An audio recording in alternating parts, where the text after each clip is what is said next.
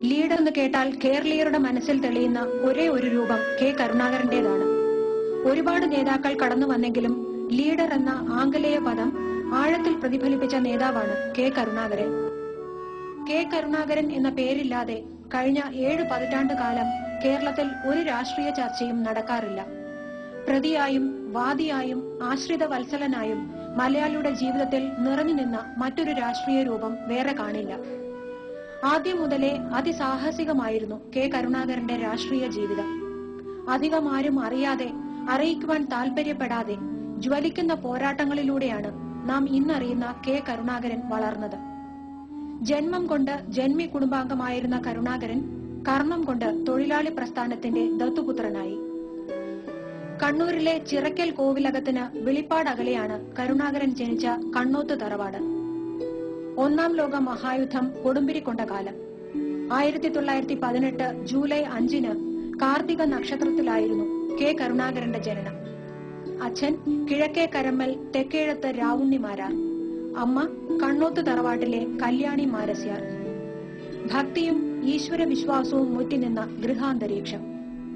കരുണാകരൻ മാതാപിതാക്കൾക്കൊപ്പം മുഴപ്പിലങ്ങാട് താമസിക്കുന്ന കാലത്താണ് മഹാത്മാഗാന്ധിയുടെ മലബാർ സന്ദർശനം.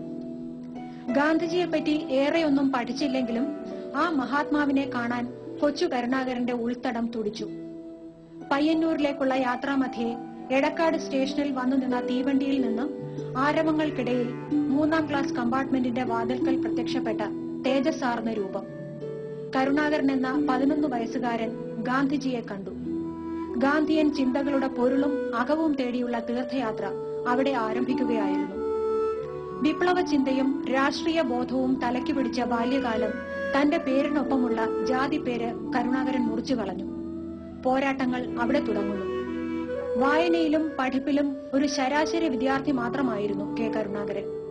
പക്ഷേ ഗാന്ധിജിയുടെയും നെഹ്റുവിന്റെയും ചിത്രങ്ങൾ വരച്ച് തന്റെ ഉള്ളിലെ കലാകാരന്റെ സ്വത്വം പ്രകാശിതമാക്കി. അങ്ങനെ തൃശൂർ MIT-യിൽ ചേർന്ന് ചിത്രകലയിൽ ഡിപ്ലോമ കരസ്ഥമാക്കി. ദേശീയ സ്വാതന്ത്ര്യ സമരം കൊടുമ്പിരിക്കൊണ്ട നാളുകൾ.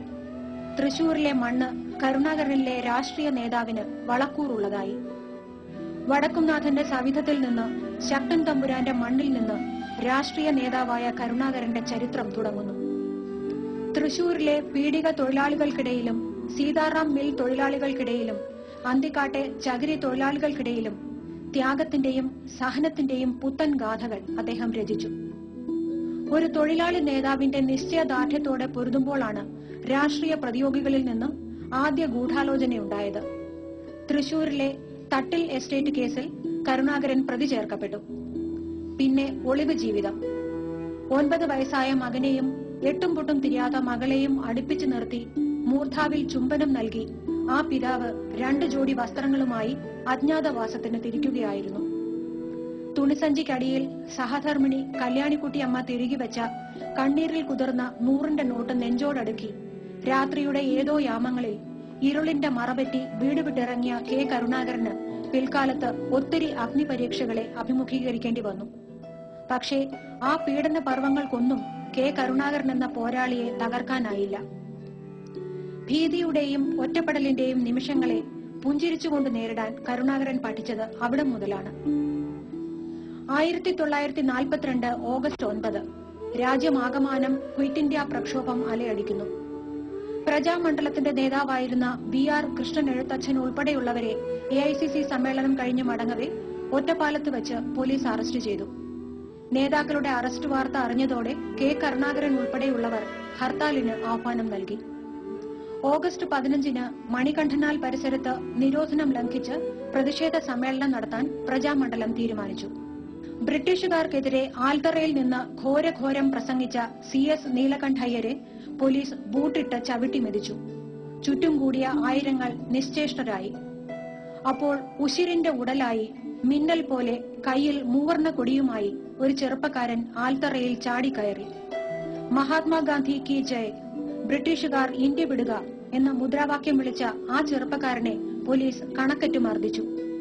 കുഴഞ്ഞു വീണ ആ ചെറുപ്പക്കാരനെ വലിച്ചിഴച്ചുകൊണ്ടു പോകുമ്പോഴാണ് അത് കെ കരുണാകരനാണെന്ന് നാട്ടുകാർക്ക് മനസ്സിലായത്.